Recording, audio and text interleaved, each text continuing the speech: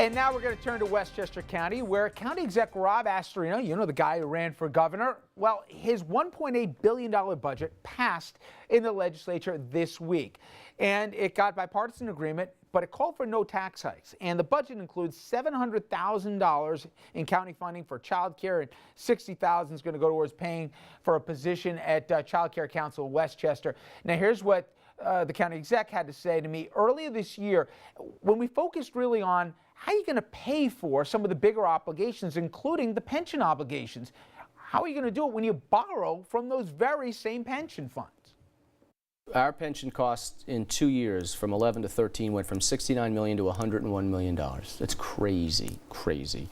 The state brought this program in where you could borrow, and the state is the biggest, I don't want to say abuser of it, but the state is the biggest user of it. And just about everyone has to, because the options are either massive layoffs or massive service cuts or massive tax increases, all of which are bad options. So this one that we went into and many others is for a short period of time where it bridges to now the point where we can start reducing our costs.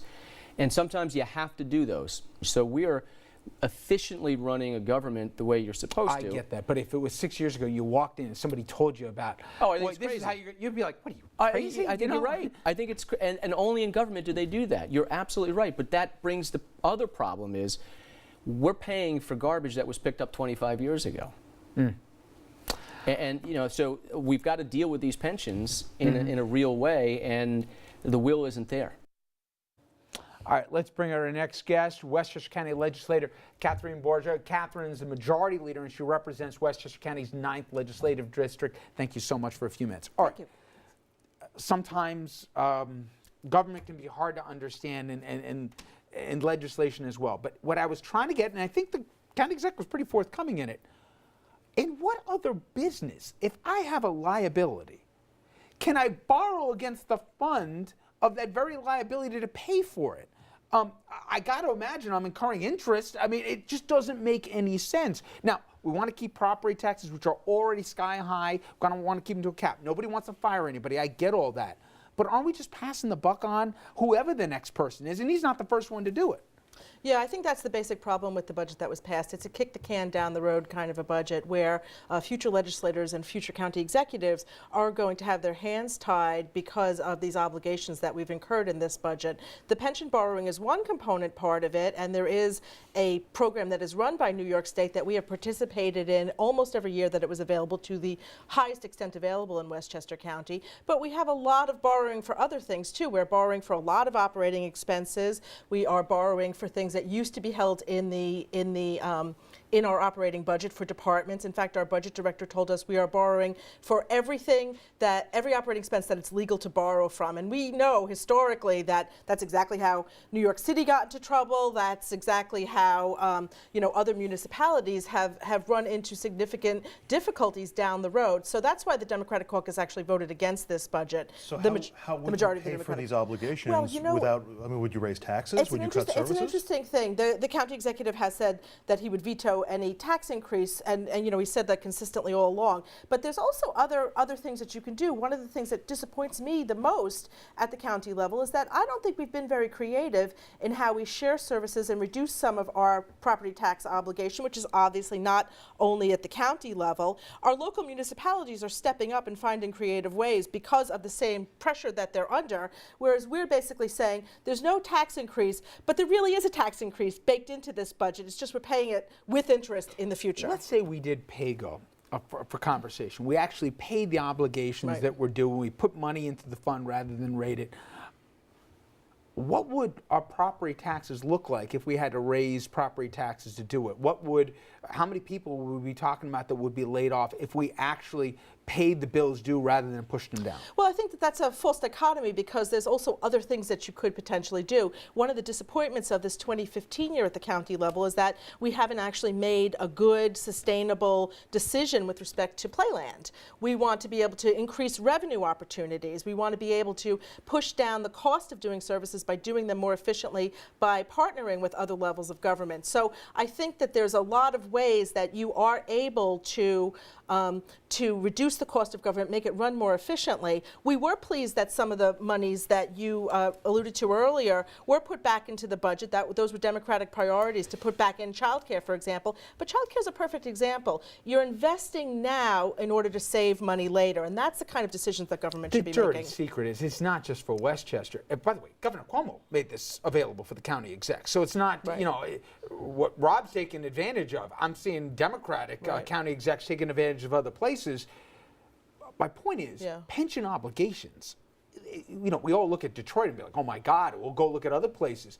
This is the dirty little secret, right? Well, I don't think it's too much of a secret. Everyone knows that this is a problem. I don't think they understand the scope of it. That's why we have the tier, you know, the next tier that's come in. That's why the pension smoothing opportunity happened. I think our comptroller was very interesting in what he said about this program, which is that it is a temporary fix to a long-term problem. And I think that we need to start thinking about, you know, what's the way to do our government more efficiently. These deals were made years and years and years ago, and we are going to have some level of evolution for the people that get hired now, and we will see some pension cost savings. But the reality is this has always existed. When the market is better, the share for the municipalities goes down, and then municipalities need to remember that the economy is cyclical and those costs are going to rise again. So it's something that we need to think about in the long term. It's a great conversation to have, because the pension issue in New York and across the country is a really severe issue. We're talking about probably an estimated $3 trillion that we're underfunded nationally, and that's going to catch up with us. So and the system permits it. For one guy to pass the buck to the next one. I saw this with every governor of New Jersey. It was one thing. They gave it to the next guy, gave it to the next guy. The discount rates are baked in. I mean, they do all kinds of stuff. I mean, this was set up by, it was Tom DiNapoli's idea as state comptroller, and Governor Cuomo agreed with it. It was supposed to be a short-term fix. What happened, for people who aren't familiar with it, was when the economy collapsed in 2008, the pension obligations for counties and municipalities exploded because the investments had dropped so much. And you know, in New York City, Mayor Bloomberg has said so many times that New York pays more now for garbage that's already been picked up than garbage being picked up now, and that's in the pension costs. It's a real problem. This is not a perfect solution, but it's a short-term thing. It's got to be paid back in the short. It's like a narcotic. It's got to be paid back in the short term. Everybody loves the idea that you can keep pushing it on. The choice is massive layoffs, or the choice is tax increases. He won't do tax increases, and we don't want to lay off right now. I just want to ask the majority leader. Sure. There are going to be some cynics out there who look at your position on this and say, this is the same woman in the same Democratic Party who were very opposed to Rob Astorino's gubernatorial campaign. At one point, threatened or wanted to seek to challenge whether he was spending too much time on the road to actively, effectively be the county executive.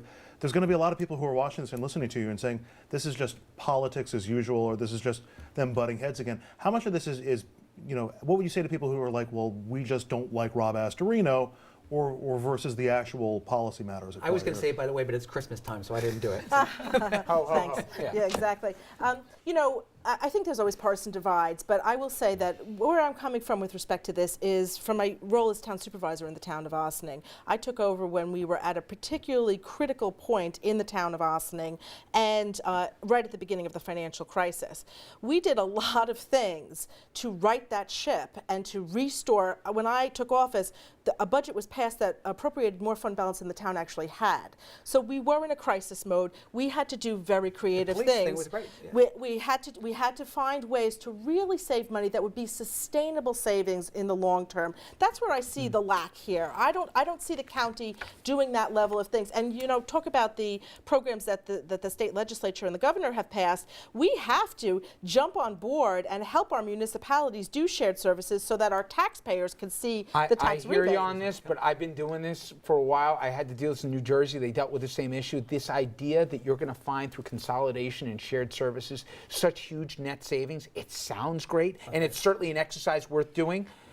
But first of all, they don't measure up. Some are municipalities, some are towns, some have unions that aren't the same unions as the other. It doesn't net the same amount of dollars. At the end, it's going to be painful.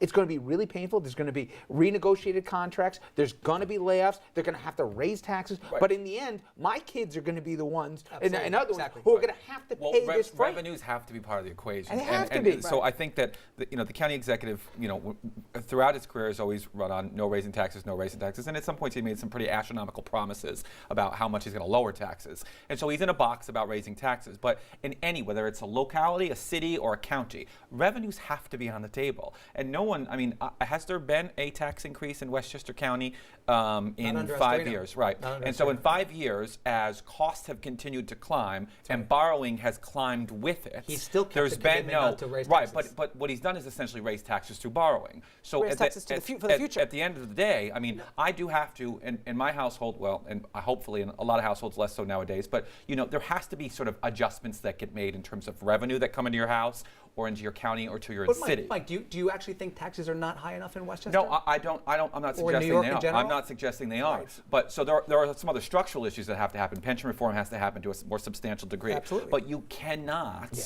You can't run a government with a sort of blanket idea that you will never. There's a tax cap that gives you a cushion by which the public is sort of okay. If you're going to keep within a tax cap, you're going to raise taxes to a certain degree, but you're not going to sort of wax me for the whole bill. But you cannot operate without But any by the way, revenue. there's no way to do this without pain. That's the part that everybody has to have Let me ask you a revenue. question. Before Rob came in the 5 years before, spending was up 25%, taxes were up 17% in those 5 years. In the 5 years that Rob's been in, there's been no tax increase, and the spending is lower today in 2014, almost 15, than it was when he came in. It was more than it was when he came in real numbers. How many people in Westchester really feel pain from that?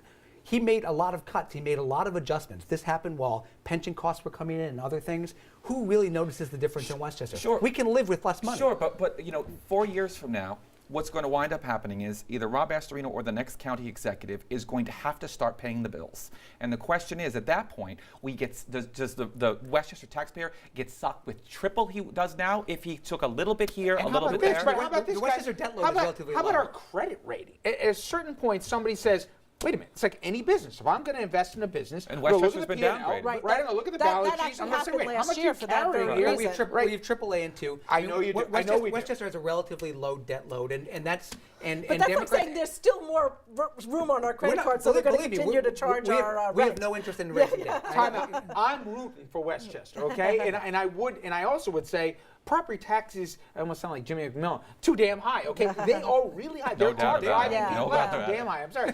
But We all live here. I just don't know a way to get around Well, this. I think there are some opportunities that really haven't been explored. And again, the town of Austin is a small municipality, so it is it's a little microcosm, and things are harder to do at a grander scale. I grant you.